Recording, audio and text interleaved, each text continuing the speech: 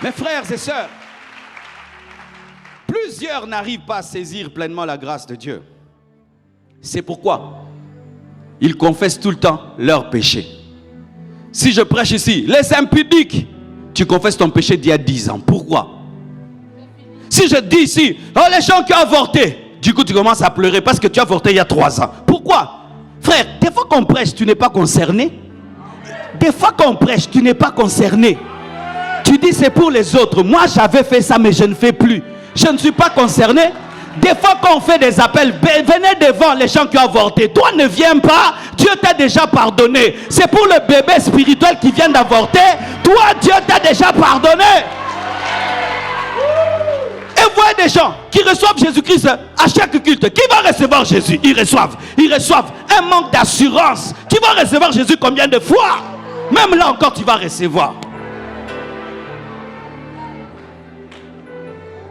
Vous confessez tout le temps vos péchés et vous pleurez. Ça fait 10 ans que tu confesses le même péché. Tu as un problème de saisir la grâce de Dieu. Tu n'es pas sûr que tu vas aller au ciel. Quand tu penses à ta mort, tu as peur comme un païen. Et sachez, lorsqu'on n'a pas l'assurance du salut, l'assurance de la grâce, qu'est-ce qui se passe? Le diable utilise même des faux prophètes qui vont prophétiser tes anciens péchés. Sache ceci. Si tu as confessé un péché et un prophète vient te prophétiser ce péché, ce n'est pas Dieu qui l'a envoyé, c'est Satan. Parce que Dieu a oublié, il ne peut pas prophétiser des choses qu'il a oubliées. Tu me prophétises ma vie passée. Non, je ne vais pas venir. Ce n'est pas Dieu qui t'a parlé, c'est Satan qui t'a parlé. Satan se souvient de mes péchés, mais Dieu a oublié mes péchés. Et les gens, qu'est-ce qu'ils font? Ils veulent mériter le pardon de Dieu. Pourquoi tu jeûnes beaucoup? Certains vous jeûnez parce que vous avez la culpabilité. Tu ne crois pas que Dieu peut t'exaucer sans jeûner. Moi je ne jeûne pas pour que Dieu m'exauce. Je jeûne parce que c'est une discipline spirituelle. Mon enfant n'a pas besoin de se priver de nourriture pour que je lui donne un bonbon. Oh la vérité Et aussi tu jeûnes pour que Dieu te pardonne. Dans le Nouveau Testament, on ne jeûne pas pour être pardonné. Il n'y a pas le jeûne de repentance. Il n'y a pas le jeûne de repentance. Il n'y a pas le jeûne de repentance. Dans la Nouvelle Alliance, des chrétiens qui jeûnent pour que Dieu leur pardonne. Des chrétiens qui se mortifient pour que Dieu leur pardonne. D'autres même font ce qu'on appelle l'autoflagellation. Il prend une corde et puis avec des épines, il se tape comme ça. J'ai péché et il est blessé. On dit que c'est un saint, un vrai incrédule rempli de cicatrices. Un vrai incrédule rempli de cicatrices. D'autres même arrivent à se crucifier pendant 30 minutes. Quel courage, quelle incrédulité! Tu n'as pas besoin de souffrir pour que Dieu te pardonne. Jésus a déjà souffert pour toi. Tu n'as pas besoin de jeûner pour que Dieu te pardonne. Jésus a déjà souffert pour toi. Donne-moi l'amen. Certains même, tout ce que vous faites à l'église ici, c'est de la culpabilité. Tu le vois nettoyer l'église, monter, descendre. Toi tu penses que c'est le zèle. Ce n'est pas le zèle. Il pense qu'en nettoyant l'église, Jésus va nettoyer sa vie.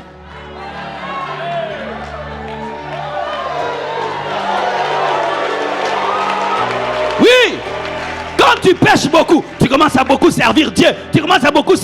Pourquoi? Pour mériter. L'œuvre de Dieu n'amène pas le pardon. Servir Dieu n'amène pas le pardon. C'est l'œuvre de la croix qui amène le pardon. Il a tout accompli, tu n'as rien à ajouter. Hey, donne-moi l'amen, Quand tu pleures à l'église, tu pleures pourquoi? Pourquoi tu pleures? Tu pleures pour des péchés d'il y a 10 ans. D'autres, vous avez avorté. C'était des prophètes que vous avez tués. J'avais tué un prophète. Que Dieu libère ta mémoire du péché et que tu puisses te souvenir que Dieu t'a pardonné, que Dieu t'a libéré. Si tu as oublié, moi aussi j'oublie.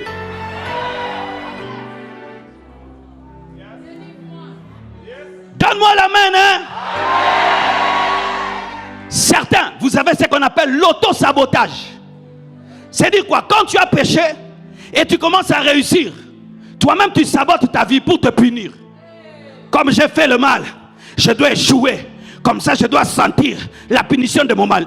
Qu'est-ce que tu as, mon frère? Qu'est-ce que tu as? Dieu t'a pardonné et il ne t'a pas détruit. Toi, tu te détruis toi-même pour mériter le pardon de Dieu. Tu penses que ta justice peut plaire à Dieu. La Bible dit que notre justice est un habit souillé devant Dieu. Les offrandes que tu donnes ici, tu les donnes pourquoi? Pour que Dieu te pardonne. C'est ainsi que les gens volent. Ils amènent la dîme du vol. Ils se prostituent. Ils amènent la dîme de la prostitution. Pourquoi? Pour que Dieu pardonne. Comme si vraiment les francs CFA et les dollars sont consommés au ciel, quoi. On donne l'offrande par amour, pas pour mériter quoi que ce soit. On donne l'offrande par amour, pas pour mériter quoi que ce soit.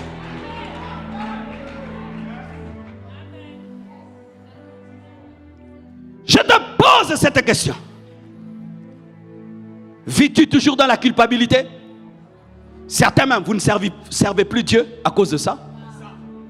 Tu avais péché, Dieu t'a pardonné. Et te dit, mon fils, sers-moi. Non, je suis indigne. Je suis indigne, si je monte sur l'estrade, je vais la rendre impure. Dieu t'a dit qu'il t'a pardonné. Relève-toi, continue. Non, je dois faire 10 ans de pénitence. C'est ta religion. C'est ton incrédulité. Ce n'est pas Dieu. Ça paraît beau, mais c'est sale spirituellement. C'est sale.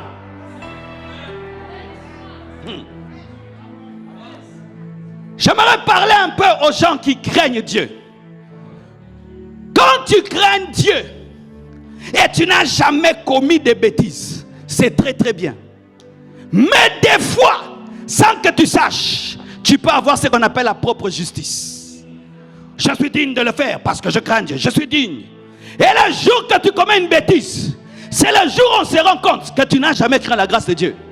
Maintenant Dieu te dit, mon fils, je te pardonne, comme j'ai pardonné à Paul. Non, je ne servirai pas Dieu. Pourquoi? Pourquoi? Réponds pourquoi.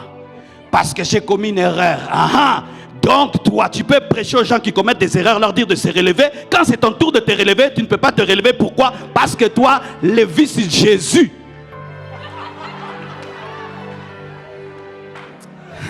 C'est ainsi que vous remarquez.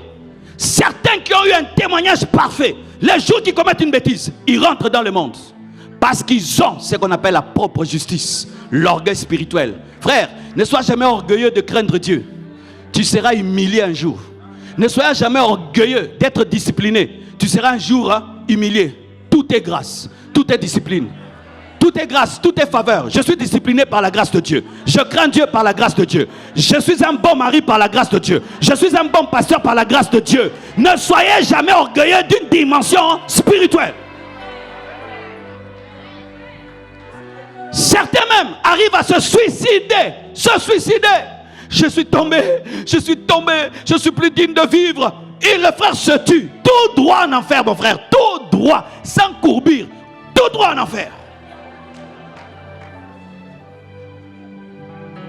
Un homme de Dieu